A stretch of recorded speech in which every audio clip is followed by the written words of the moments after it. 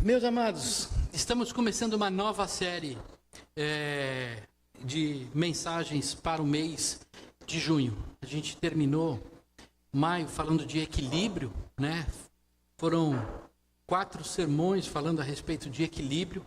A gente encerrou domingo passado.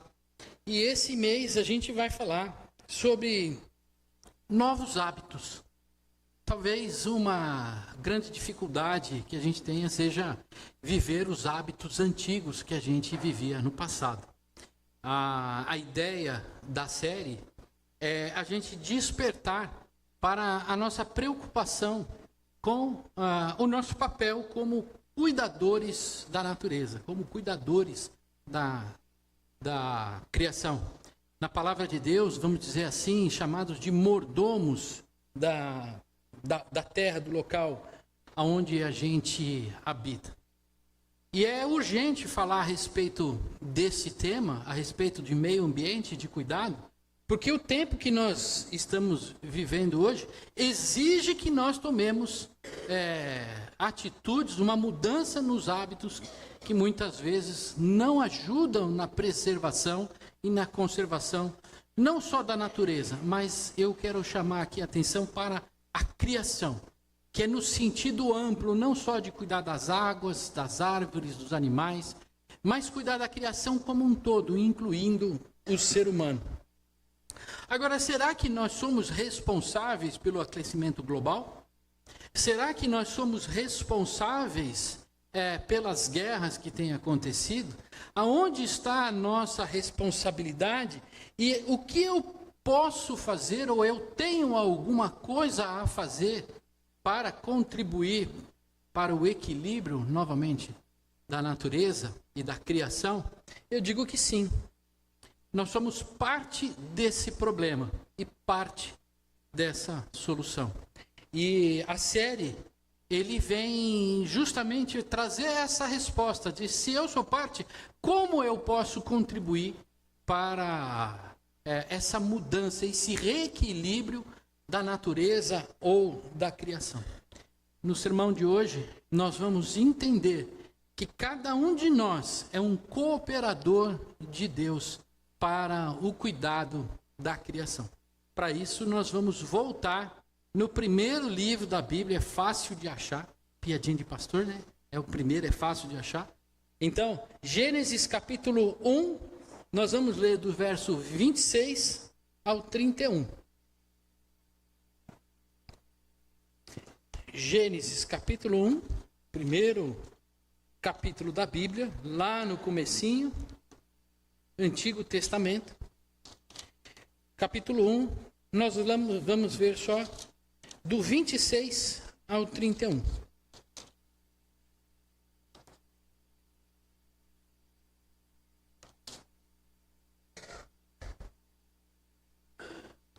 Amém? Todos já acharam?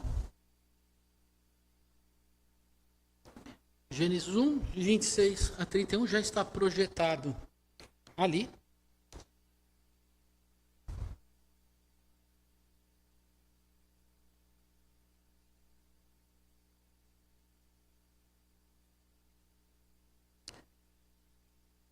E disse Deus, vamos começar um pouquinho antes, do 24. Puxa aí, do 24. A gente pega o contexto inteiro, mas a gente vai se até o 26. Mas vamos pegar desde o comecinho. No 23 ele diz que é terminado o 5º dia. E aí, disse Deus, verso 24. Que a terra produza seres vivos conforme a sua espécie, animais domésticos, animais que rastejam e animais selvagens, segundo a sua espécie. E assim aconteceu. E Deus fez os animais selvagens segundo a sua espécie, os animais domésticos conforme a sua espécie, e todos os animais que rastejam sobre a terra segundo as suas espécies. E Deus viu que era bom. E disse Deus, façamos o ser humano à nossa imagem, conforme a nossa semelhança. Tenha ele domínio sobre os peixes do mar, sobre as aves dos céus, sobre os animais domésticos, sobre toda a terra e sobre todos os animais que rastejam pela terra. Assim Deus criou o ser humano à sua imagem, a imagem de Deus o criou. Homem e mulher os criou. E Deus os abençoou e lhes disse: sejam fecundos, multipliquem-se, encham a terra e sujeitem-na.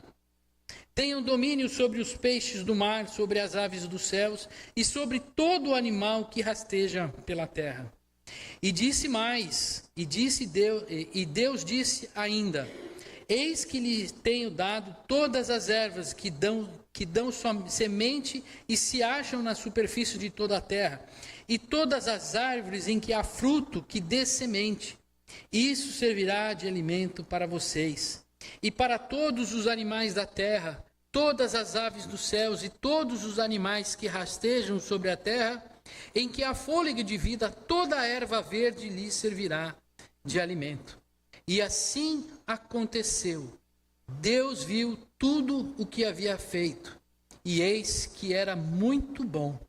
Houve tarde e manhã, o sexto dia. Feche mais uma vez os olhos, vamos orar ao Senhor. Pai, que a Tua palavra, Senhor, abra os nossos ouvidos, Senhor, e nos dê, através do Teu Espírito Santo, o entendimento, Pai, daquilo que o Senhor quer para a nossa vida e para o aperfeiçoamento de cada um de nós. Senhor, tira tudo aquilo que é humano e que desvia da Tua palavra e que permaneça no meu coração, meu Pai, somente a Tua mensagem, aquilo que o Senhor quer falar individualmente para cada um de nós nessa noite. Para a Tua honra, para o Teu louvor e para a Tua glória. Amém.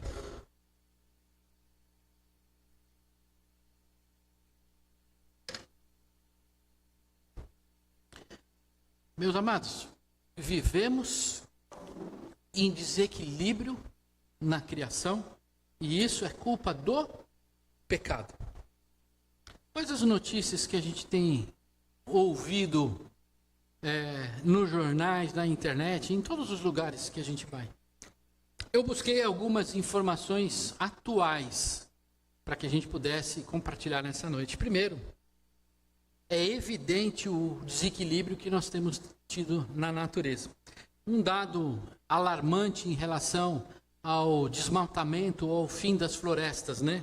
Um exemplo simples, informação do Instituto Nacional de Pesquisas Espaciais, o INPE.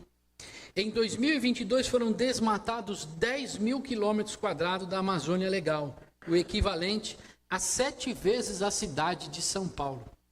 Então, olha a quantidade de floresta devastada, desmatada no ano de 2022, dado oficial. Essa devastação está atingindo que a biodiversidade, os ciclos de água e tudo aquilo contribuindo para o aumento do efeito estufa. Quando a gente olha para o clima no mundo, talvez a gente possa pensar, não, isso é coisa própria da natureza, sempre foi assim. Mas a ciência tem demonstrado que o desmatamento tem potencializado as diferenças de clima que nós estamos vivendo. A gente vê no Rio Grande do Sul as grandes enchentes, em São Paulo, né, as tempestades cada vez mais fortes. Eu lembro que a gente, quando eu ia para a escola, quando eu era criança pequenininha lá em São Paulo, terra da garoa, eu tinha que atravessar uma praça e tinha grama. Então, quando eu passava, a graminha colava no tênis porque era molhado, então grudava no tênis. Isso era uma imagem que ficou na minha cabeça. Hoje, você pode andar por aí que não vai ter sereno, não vai ter aguinha, chuvinha, garoazinha. Lá em São Paulo já não existe mais, já não é mais São Paulo a terra da garoa. E isso vem impactando no desequilíbrio da natureza de forma global. Outro ponto que também me chamou a atenção, para não dizer que nós estamos falando somente de ecologia, né? Nós estamos falando que trouxe também o desequilíbrio nas relações urbanas. Quando a gente olha para as cidades, quais os problemas que a gente enfrenta? Campinas, como uma cidade grande, a gente enfrenta sérios problemas de trânsito, de poluição, de lixo e de uma série de outros problemas. Por exemplo, carrapato, né? O Parque das Águas foi fechado por conta de carrapato. A questão da dengue, que está sempre tão presente dentro das cidades. E um estudo que eu vi aqui do panorama dos resíduos sólidos no Brasil em 2023, ele diz que o país gera mais de 82 milhões de toneladas de lixo por ano, dos quais 40% tem destinação inadequada, o que inclui lixões a céu aberto. Olha a dificuldade que uma cidade enfrenta, né, um país enfrenta, por conta de não conseguir dar destinação adequada ao lixo. Então, quando você pega e coloca um saco plástico no lixo orgânico, esse saco plástico não foi para o destino correto. E isso vai gerar um transtorno enorme lá na frente. Um dado alarmante, eu não lembro agora o número, que já faz um ano e pouco que eu vi, a CCR, que cuida da Anhanguera e da Bandeirantes, elas juntavam por mês toneladas de lixo recolhido no meio dos canteiros. Né? Imagina que absurdo. Todo mundo tem o seu cestinho de lixo dentro do carro, a pessoa joga o lixo, o papel, para fora da janela, e isso dá algumas toneladas de recolhimento de lixo. Isso tudo pelo descontrole, o desequilíbrio. Fora a questão do esgoto, né? A dificuldade do tratamento de água e do esgoto. Coisas que nos atingem real nos dias de hoje como Igreja de Jesus Cristo. E o que a gente tem isso? O descaso das autoridades, às vezes falta de política, de sustentabilidade e que refletem em situações como essa. Mas tem um terceiro desequilíbrio que a gente enfrenta também nos tempos atuais. E qual que é? É o desequilíbrio nas relações humanas. A gente vê aqui uma desigualdade social no país, algo que a gente fica assustado. Só para ter uma ideia, IBGE 2023, ele diz que 10%, os 10% mais ricos do Brasil detêm quase 42% da renda do país. Enquanto os 40% mais pobres ficam apenas com 12% da renda. Isso mostra uma desigualdade social gigantesca. E isso é um desequilíbrio. Faltando cuidado com moradia, com educação, com saúde, com segurança. Tudo isso gera em relação a essa crise que a gente vive também na questão das relações sociais. Então, se a gente olhar e parar para pensar, nós estamos vivendo problemas de equilíbrio no ecossistema humano e da criação, o ser humano e o planeta estamos vivendo esse desequilíbrio em vários aspectos. Agora, por que isso acontece? E eu falei que tudo isso é por culpa do pecado. E é de fato por culpa do pecado. Quando a gente olha para Gênesis, esse mesmo relato que a gente viu dessa criação magnífica do ser humano. A gente olha e vê um ser humano que se corrompe em relação a Deus, desobedece a Deus e a partir dali passa a viver não segundo a ordem daquilo que Deus criou e da forma com que Deus criou, mas ele passa a viver a partir do equilíbrio da situação, do seu pensamento centrado em si. Esse é a maior dificuldade. Em vez do ser humano viver segundo a imagem e semelhança de Deus, o ser humano então passa a dar ouvido, não mais à voz de Deus, mas dar ouvido a Satanás e aquilo que está dentro do seu coração. E aí a humanidade começa a trazer um desequilíbrio dentro daquilo que Deus criou. E como que eu vejo isso? Primeiro, de forma irresponsável. O ser humano passou a ser um irresponsável na hora de cuidar da natureza. A missão que foi dada para ele de cuidar da natureza com responsabilidade o ser humano deixa de lado e passa a olhar para si. E ele passa a exploração predatória dos recursos naturais. Ele não começa a cultivar e cuidar da terra, mas ele começa a extrair da terra como uma posse, como um domínio, sem se preocupar com o cuidado da natureza. Em vez de ele ser um mordomo da natureza de forma irresponsável, ele passa a ser, sim, um usurpador dos recursos que Deus deixou para o homem viver. O egoísmo leva o homem a essa insustentabilidade nos centros urbanos. Primeiro, ele é irresponsável. Ele acaba com a natureza, ele destrói os recursos públicos, os recursos naturais. E segundo, ele olhando para si, não consegue viver em sociedade. O que a gente vê é que eu posso usar, muitos dizem, eu posso usar o carro que eu quero, poluindo ou não, fazendo, eu posso. Em vez de usar, por exemplo, um serviço público, mesmo sendo de baixa qualidade, ele usar porque ele gasta menos, emite menos dióxido de carbono, ele quer usar o carro dele. Em vez de ele usar a carona solidária, aí, com 3, 4 dando carona, para reduzir o número de carros na rua, eu ando com o meu carro. Aqueles que compram carro a diesel e não usam os dispositivos para evitar a emissão de poluentes. Tudo isso, ele tem um único sentido: satisfazer o ego do homem. E aí falta cuidado. Eu jogo o meu lixo aonde eu quiser. Eu separo se eu quiser. Eu economizo se eu quiser. Se eu quiser comer e jogar fora, eu faço, porque foi eu que comprei.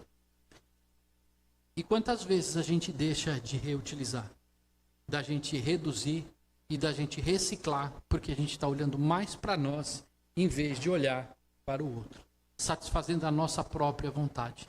E a injustiça social, então, passa a ser marca das relações sociais. Não importa que haja um abismo entre o que ganha muito e o que ganha pouco. O importante é que o sucesso é meu, o trabalho é meu, a minha condição de vida é minha. Mas e aquele que não teve a mesma oportunidade? E assim, aquela imagem que foi construída do convívio, do amor, da compaixão, ela deixa de existir, porque o homem se tornou irresponsável, egoísta e também injusto nas suas relações. Mas era para o mundo ser assim? Deus, quando criou o mundo, e a gente viu uma parte da criação, o 6º dia, Deus criou para ser dessa forma? Não, meus amados, não era para ser assim. Não era essa a ideia que Deus queria da humanidade. Se a gente vê o mundo do jeito que está e fala assim, a vida é assim. Não, não era assim. Deus não criou o mundo para ser desigual, injusto, sem compaixão e irresponsável. Pelo contrário, ele pegou um mundo que estava no caos, numa terra que era sem forma e vazia, e trouxe luz. E a partir dessa organização, desse caos, então, ele começou a fazer a criação. Não haveria todos os tipos de animais se não houvesse planta para alimento. Por isso que Deus fez a planta, para que depois ele colocasse os animais, porque senão eles não teriam do que comer. Não haveria plantas para alimento se não houvesse separação das terras e das águas. Então Deus, no equilíbrio, para formar um equilíbrio, ele formou os oceanos e formou os continentes. E dentro dos continentes ele colocou as plantas que os animais terrestres poderiam comer. E lá naquele mar que ele separou, ele colocou os peixes. E assim por diante. E não haveria ciclos naturais se não houvesse o sol, o dia e a noite. A gente sabe que as plantas, elas têm toda a sua vida regulada pelo dia e pela noite. Eu não lembro direito, eu acho que eu fugi da escola. Mas se eu não me engano, de manhã as plantas fazem a fotossíntese e à noite elas absorvem o gás carbônico. E de manhã elas fazem... Acertei, professora? De manhã cedo ela libera oxigênio na fotossíntese e à noite ela pega o gás. Você viu que valeu a pena, né, professora? Vou contar aqui, abrir um parênteses. não está dentro do script, mas você deu uma risada para mim, eu lembrei de contar. Eu era pequenininho, não lá em Barbacena, mas lá na cidade de São Paulo, e fui para uma prova de biologia, ciências. E a professora colocou na prova assim, o que se forma no solo em que nós pisamos? Ciência, biologia, ecologia? Eu dei uma resposta brilhante. Pegadas. Não é verdade? A gente pisa no solo, formam pegadas. Na verdade, a professora queria que eu respondesse de forma biológica e falasse que era humus, que é formado no solo que nós pisamos. Mas a minha mãe foi chamada na diretoria, graças a Deus eu não fui suspenso, né? Mas isso virou para a história. Mas voltando aqui, não haveria nada se Deus não trouxesse equilíbrio naquela terra que era sem forma e vazia. Se nós estamos vivendo esse tempo que a gente vive como ser humano, é porque Deus criou um cosmos, um espaço, em que os planetas caminham de forma equilibrada, para que a gente tenha um clima equilibrado, para que a gente tenha uma vida equilibrada. E essa questão era para o homem cultivar. Deus criou tudo equilibrado, perfeito. E disse ao homem, domine sobre a terra. Cuide dessa terra, para que isso continue em harmonia. Haja conforme a minha imagem e semelhança, seja como eu. Cuide desse equilíbrio. Mas, como Adão escolheu seguir a proposta da serpente e desobedecer a Deus e não ser mais imagem e semelhança de Deus, e sim a imagem e semelhança da serpente, seguindo a proposta dela, então nós vivemos o caos que a gente vive hoje. Por isso que eu disse que a gente vive a situação de hoje porque o pecado entrou no mundo e trouxe desequilíbrio. Aí você pode perguntar para mim, pastor, maravilhoso, o mundo era bom, estamos vivendo nessa situação, mas e como eu posso restaurar esse equilíbrio? Como a gente pode transformar essa situação? Restaurar esse equilíbrio do começo. Eu queria dizer para vocês que somente em Jesus nós podemos restaurar esse equilíbrio. Se não for através dele, a gente não consegue essa transformação. Mas, pastor, por que somente através de Jesus? Porque a humanidade está toda sustentada na proposta e na cosmovisão de Adão, que é essa que nos levou a esse desequilíbrio. Não a imagem e semelhança de Deus, conforme Deus havia previsto que nós fizéssemos. Nós passamos a ser egoístas, irresponsáveis e injustos, e isso se manifesta hoje na sociedade que nós vivemos. Agora, se nós olharmos para Jesus, ele traz uma ruptura com essa forma de pensar que a sociedade hoje vive. E qual que é essa ruptura? É a da compaixão. É do amor ao próximo, é do cuidado, é da mordomia, é da responsabilidade, da justiça. E é somente através de Jesus que a gente pode mudar essa situação. Precisa haver na nossa mente uma metanoia, uma mudança da nossa mente, que vai gerar uma mudança de comportamento e gerar novos hábitos. Eu não posso ser um cristão que vive hábitos do homem passado, do velho homem. Viver os velhos hábitos. Eu vou ser sincero para você e acredito que também você seja sincero. Você pegar um papel, comer um chiclete, você está com o papel na mão, o que você faz com ele? Dá uma vontadezinha de ninguém estar olhando, joga no cantinho. Vai dizer que nunca deu essa vontadezinha? Com certeza deu. Isso dá também para mim, para todos os seres humanos. Mas a gente mudar de hábito, novos rumos, metanoia, mudar e pensar como Jesus pensa, não é jogar o papel fora, na rua. É você pegar e guardar no bolso. E levar até a sua casa. E você joga na sua casa, no descarte, onde deve ser feito. Outro exemplo claro de mudança, de metanoia, é numa cidade. Você sai para passear com o seu cachorro. Você põe ele na coleira, para ele não morder ninguém, lógico. E aí você leva com você também um saquinho, porque o cachorro vai fazer cocô na rua. E você, como um cristão, você vai abaixar, pegar o cocô do seu cachorro, colocar no bolso e levar até em casa. Mas muitos não fazem isso. Eu tenho uma crise enorme no condomínio que eu moro, porque muitos têm cachorro e o cachorro faz cocô no jardim do vizinho. E aí vem briga para o síndico responder como que a gente faz. Porque não houve mudança. O cachorro é meu, a rua é pública, eu faço o que eu... Não, você não faz o que você quer porque a rua não é sua, ela é pública. E quantas situações a gente vive de falta de mudança de comportamento, por exemplo, sonegação de imposto? Acho que isso não pode ser um paradigma, né, ou um problema para nós cristãos. Será que nós temos sonegado o imposto? Está certo que a gente não vê a contrapartida governamental dos impostos que a gente paga. Mas nós não somos criados para trazer um desequilíbrio e viver como sonegadores de impostos. Ou então, outra mudança que tem a ver com tudo isso é, por exemplo, comprar produto pirata. Eu vou e compro um tênis Nike. Nike é novo, né? É original. Então eu compro um tênis Nike. Mas por que você comprou um tênis que não era original? Ah, porque o original não tem dinheiro. Olha o egoísmo no coração. Eu quero ter, mas não posso, então eu compro um outro. São coisas que acontecem no nosso cotidiano, no nosso dia a dia, nas nossas atitudes pequenas e que precisam ter mudança na nossa mente.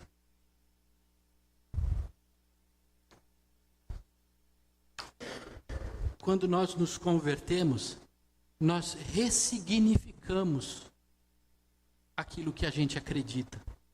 A gente passa a acreditar que eu não preciso comprar nada pirata, porque o pirata não vai trazer benefício à sociedade, nem ao outro. Então eu deixo de comprar produto pirata.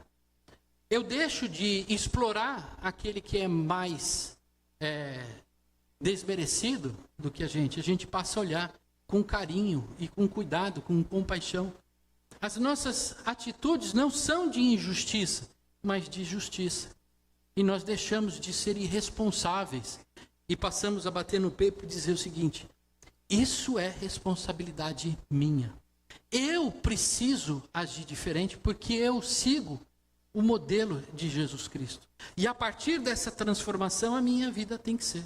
Eu não posso ter uma fé de falar, de pensar, uma fé ideológica, mas eu preciso ter uma fé apresentada na prática, manifestada na prática.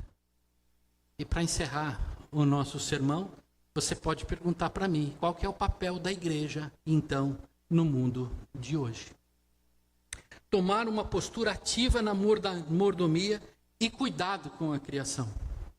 É papel da igreja de Jesus Cristo tomar partido na conservação, no cuidado do meio ambiente e das relações sociais.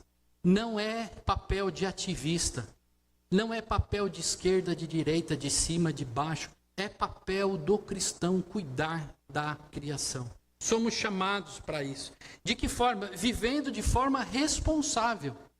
Assumindo para nós essa responsabilidade em preservar o meio ambiente e as relações sociais a partir daquilo que Jesus Cristo nos ensinou. É assumir a responsabilidade.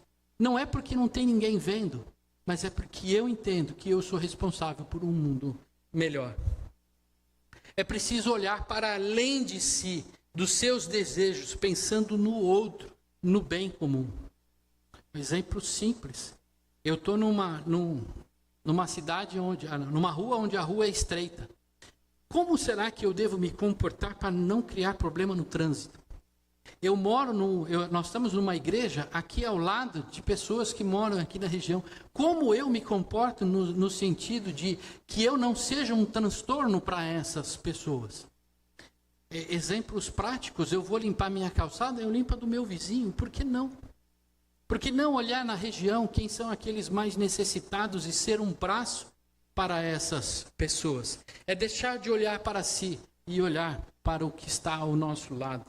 Buscar a justiça nas nossas relações procurando desfazer as desigualdades. Isso parte de cada um de nós. Olhar para o outro não como um problema dele, mas o outro depende de nós e nós dependemos do outro. Que a gente possa olhar para o outro nessas, buscando justiças. De forma prática, o convite à igreja: reduza o consumo e desperdice menos. Reduza a quantidade de ar-condicionado que fique ligado, a quantidade de luz que fique ligado, o banheiro que fica dando descarga e ninguém puxa, né, ou que ninguém desliga e gasta água. Que a gente não lave a calçada naqueles tempos de seca, a gente varra, depois lave. São atitudes mínimas do dia a dia de redução de consumo.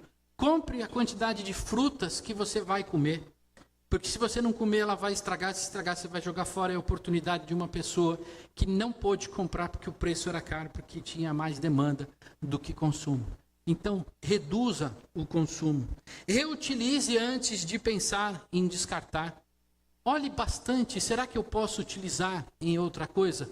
Jamais utilize garrafa de refrigerante para guardar produtos químicos. Já vi muita gente passar mal por conta disso. Reutilize em outra coisa, mas reutilize. Recicle, cuide do lixo. Na hora que você for jogar seu lixo fora, veja o que é possível ser orgânico, separe. O que é possível reciclado, separe do outro lado. Lave o lixo que você vai reciclar. Não joga com resíduo. Teve um movimento, eu ainda não me aderi a isso porque é mais difícil, né? Fazer o seu próprio composto orgânico para adubo. Né? Alguém aqui faz composto orgânico? A Lau já fez. A Sinlene faz. Usa o lixo para virar adubo para botar nas plantas. Então, é menos lixo que vai para o serviço público. Repense as suas relações com quem está à sua volta. Oportunidade de ser sal e luz. E, por fim, responsabilize-se. O cuidado da criação começa com você. Sentar à mesa é assumir esse compromisso. Sentar à mesa é falar: Senhor, eu sou mordomo neste planeta, nessa terra, nesta criação que o Senhor tem. Eu faço parte, a responsabilidade é minha. A mesa não é só a comunhão e a certeza de que Cristo vai voltar, mas é um compromisso que a gente assume todas as vezes, dizendo: Senhor, conta comigo como cooperador aqui para cuidar da criação. Amém? Nós vamos viver esse momento de assumir esse compromisso, de falar para Deus: Senhor, eu estou aqui, usa a mim, conta comigo. Eu convido os presbíteros para vir aqui na frente, a gente vai servir a ceia.